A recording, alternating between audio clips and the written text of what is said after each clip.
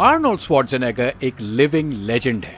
जहां हम लोगों से एक 9 to 5 जॉब नहीं संभल रही, वहीं हमारे आर्नोल्ड भैया ने अपने पूरे करियर में इतना कुछ अचीव कर लिया जो शायद हम 70 जन्मों में भी ना अचीव कर सके। एक मिलियनेयर बिजनेसमैन, एक सक्सेसफुल बॉडी बिल्डर, एक एक्शन स्टार और एक पॉलिटिशियन, आर्नोल्ड ने जिस चीज पर हाथ रखा वो चीज सोना बन गई। अब आपके दिमाग में एक सवाल उठेगा कि how did Arnold achieve all of this? जानेंगे आज इस वीडियो में। So ladies and gentleman, this is your captain speaking और तैयार हो जाइए अपने कंफर्ट जोन से बाहर निकलने के लिए, क्योंकि आज का सफर आपको आपकी लिमिट्स को पुश करने के लिए मजबूर कर देगा। So let's begin. Arnold alloys Schwarzenegger का जन्म 30 जुलाई 1947 को ऑस्ट्रिया के एक छोटे से गांव थाल में हुआ। इनके फादर एक पुलिस चीफ थे और घर का माहौल बहुत स्ट्रिक्ट था। छोटी सी छोटी गलती होने पर आर्नोल्ड की सर्विसिंग जूते, चप्पल और बेल्ट से कर दी जाती थी। यार, ये आर्नोल्ड के पेरेंट्स इंडियन थे क्या? आर्नोल्ड के फादर उन्हें हॉलीवुड मूवीज दिखाने ले जाते थे। इन मूवीज में आर्नोल्ड ने रिच पार्क और स्टीव रीव्स को देखा, जो पहले बॉडी बिल्डर्स थे और बाद में हॉलीवुड में सुपरस्टार्स बन गए। उनकी अमेजिंग फिजिक से आर्नोल्ड इतना इंप्रेस हुए कि उन्होंने बॉडी बिल्डर बनने का डिसाइड कर लिया और 15 इयर्स की एज में आर्नोल्ड ने वेट ट्रेनिंग स्टार्ट कर दी। आर्नोल्ड कहते हैं कि उनका डेडिकेशन इस लेवल पे था कि अगर कभी वो कोई वर्कआउट सेशन मिस कर दें तो वो आईने में खुद से नजर नहीं मिला पाते थे। उस वक्त ऑस्ट्रिया में एक लड़के को 18 साल का होते ही ऑस्ट्रियन आर्मी में 1 साल की सर्विस देना मैंडेटरी था और यह 1965 में आर्नोल्ड ने ऑस्ट्रियन आर्मी ज्वाइन की।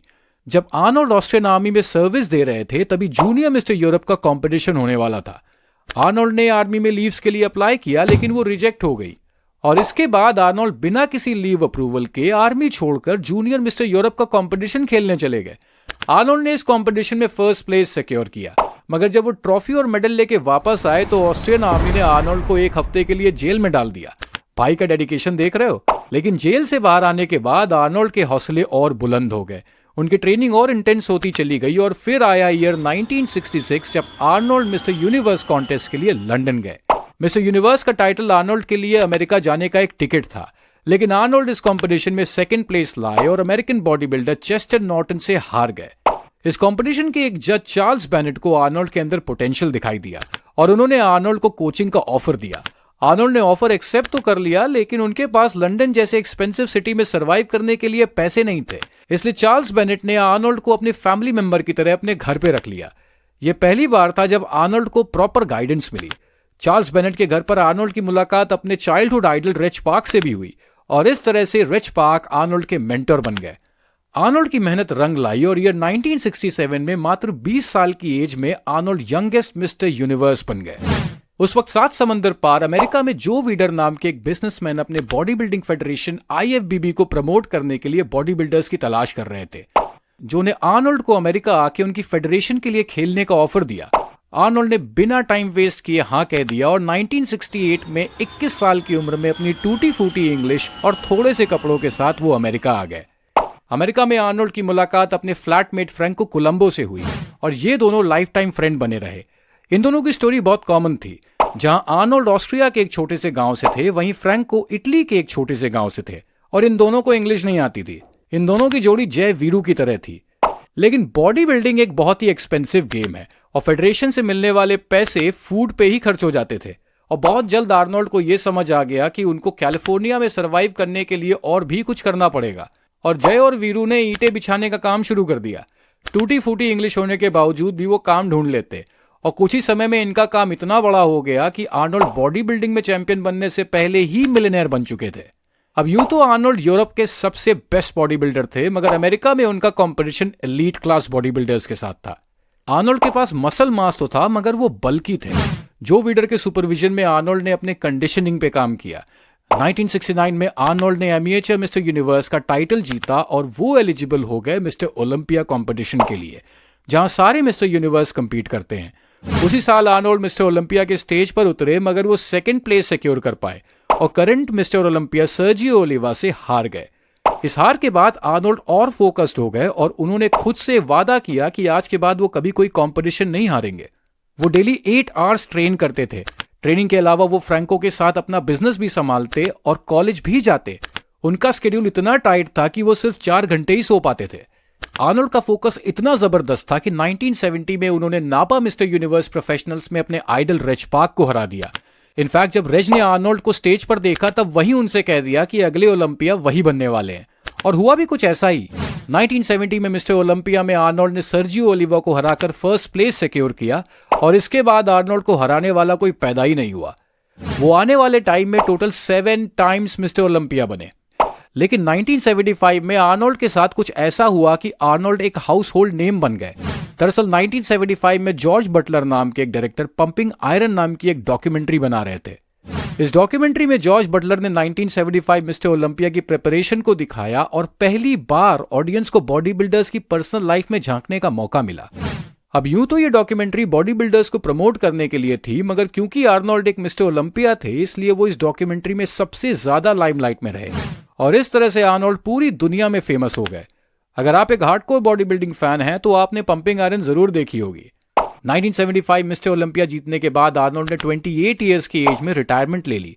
जहां आज 28 इयर्स की एज में लोगों को नौकरी लगना मुश्किल है, वहीं आर्नोल्ड रिटायर हो चुके थे और अब समय था आर्नोल्ड के सेकंड ड्रीम को फुलफिल करने का, और वो था हॉलीवुड। आर्नोल्ड को लगता था कि एक सक्सेसफुल बॉडी बिल्डिंग करियर और इतने फेम के बाद हॉलीवुड उनका वेलकम करेगा, लेकिन हुआ उसका ठीक उल्टा। जब आर्नोल्ड ने फिल्म मेकर्स को अप्रोच किया तो उनके मैसिव साइज की वजह से उन्हें रिजेक्ट कर दिया जाता और उनके थिक ऑस्ट्रियन एक्सेंट को क्रिटिसाइज भी किया गया। फिल्म मेकर्स ने आर्नोल्ड को समझाया कि अमेरिका के लोग कभी भी ऑस्ट्रियन एक्सेंट इंग्लिश को नहीं अपनाएंगे, मगर आर्नोल्ड रुकने वालों में से नहीं थे। वो लगातार ऑडिशंस देते रहे और लगातार रिजेक्ट होते रहे। 1980s में जॉन मिलियस नाम के एक डायरेक्टर अपनी मूवी कोनन द बारबेरियन के लिए एक लीड एक्टर की तलाश कर रहे थे।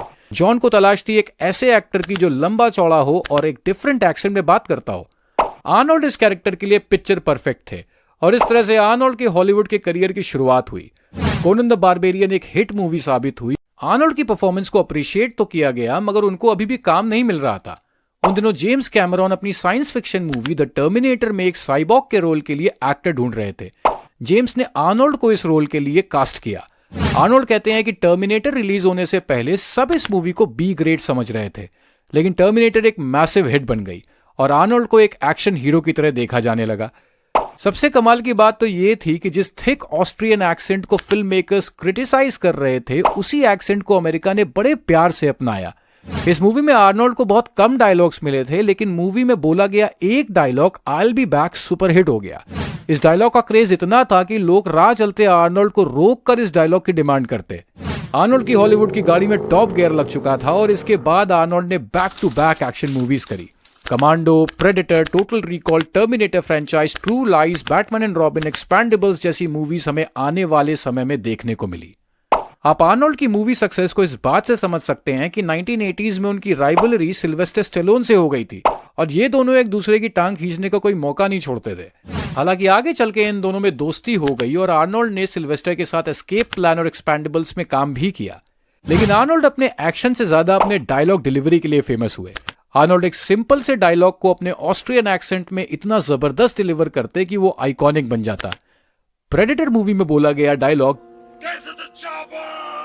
टर्मिनेटर जजमेंट डे का डायलॉग आज भी 80s और 90s के फैंस को याद है। आर्नोल्ड हॉलीवुड में अपनी सफलता का झंडा गाड़ चुके थे और इसके बाद उन्होंने सोचा कि चलो अब कुछ और करते हैं और आर्नोल्ड पॉलिटिक्स में उतर गए। अपने हॉलीवुड करियर के टाइम से ही आर्नोल्ड पॉलिटिक्स पर खुल के अपना ओपिनियन देते थे। जहां बाकी स्टार्स डेमोक्रेटिक पार्टी को सपोर्ट करते थे, वहीं आर्नोल्ड एक कट्टर रिपब्लिकन थे। 1985 में आर्नोल्ड स्टॉप द मैडनेस नाम के एक एंटी ड्रग म्यूजिक वीडियो में दिखे। इस म्यूजिक वीडियो ने आर्नोल्ड को रिपब्लिकन्स के बीच पॉपुलर कर दिया और 1988 प्रेसिडेंट इलेक्शन में वो vice president George H.W. Bush के साथ कैंपेन करते दिखाई दिए। उन्होंने एज अ पॉलिटिशियन कई पोस्ट पे काम किया, लेकिन पॉलिटिक्स में उनका ग्रैंड मोमेंट आया ईयर 2003 में, जब आर्नोल्ड कैलिफोर्निया के गवर्नर के इलेक्शन के लिए खड़े हुए। आर्नोल्ड ने लगभग 1.3 मिलियन वोट्स के साथ इस इलेक्शन को जीता और वो बने कैलिफोर्निया के 38th गवर्नर। अपनी पर्सनल वेल्थ की वजह से आर्नोल्ड ने कभी भी गवर्नर की सैलरी नहीं उठाई। अब आपको लग रहा होगा कि पॉलिटिशियन बनने के बाद आर्नोल्ड ने बाकी सारे प्रोफेशंस को पीछे छोड़ दिया होगा, लेकिन ऐसा नहीं है। आर्नोल्ड आज भी हमें मूवीज में दिखाई देते हैं। इवन बॉडी बिल्डिंग से रिटायर होने के बाद भी वो मिस्टर ओलंपिया के प्रमोटर बने रहे और फिटनेस मैगजीन के लिए कई सालों तक लिखते रहे।